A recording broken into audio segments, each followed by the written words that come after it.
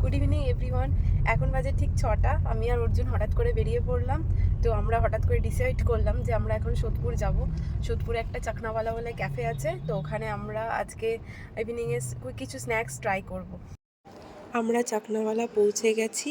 এটা ব্যারাকপুর থেকে সোদপুরের দিকে যেতে সোদপুর যে চারমাথা মোড় আছে একদম রাইট সাইডে পড়ে এটা। আমরা সামনে থেকে ইউটার্ন নিয়ে গাড়ি পার্ক করে ঢুকে গেছি। এরপর আমি তোমাদের সাথে শেয়ার করছি এখানকার মেনু, তোমরা চাইলে পজ করে দেখে নিও।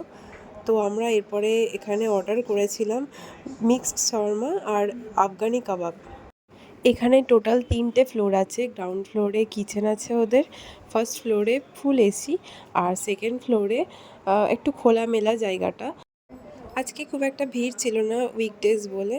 এরপর আমাদের শাওয়ারমা চলে এসেছে, যেটা অর্জুন এখন খুলছে খাবে বলে।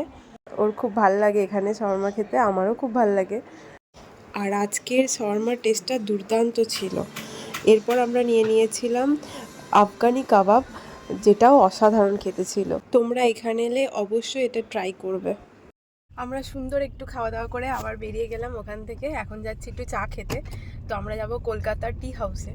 এখানে আমি নিয়েছি দুধ চা। অনেকদিন পর খেলাম দুধ চা আসলে। টুরপুটুর খাওয়া শেষ, ঘোরাও শেষ, এখন সোজা বাড়ি।